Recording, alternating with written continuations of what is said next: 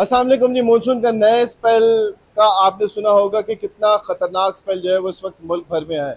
और जिस तरह से सूरत हाल चल रही है पंजाब के अंदर, के अंदर और बाकी जो मुल्हिका इलाके हैं, शहर हैं, गांव हैं, देहात हैं, वहाँ की सूरत हाल आपने देखी। लेकिन गुज़िश्ता रोज़ हमने इस्लामाबाद के अंदर देखा कि यहाँ पर भी तबाही देखने में आई, और वो जगह थी तलहाड़। इस्लामाबाद का वफाकी दारकूमत का ये थाना कोसार लगता है, जिसका ये इलाका है जहाँ पर मैं आपको लेके आया हूँ।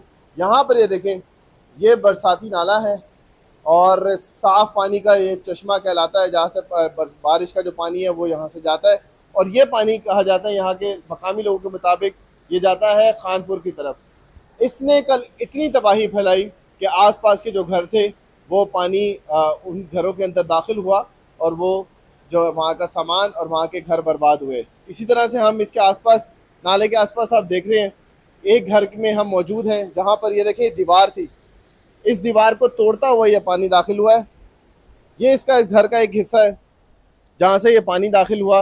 और अब आपको शोर की आवाज़ आ रही होगी कि पानी का शोर इतना ज़्यादा है, इसका प्रेशर इतना ज़्यादा है कि इस पानी ने ये सब कुछ बहा के ले गया। यहाँ से थोड़ा एहतियात से हम जाएंगे और यहाँ से आपको दिखाएंगे। ये देखें,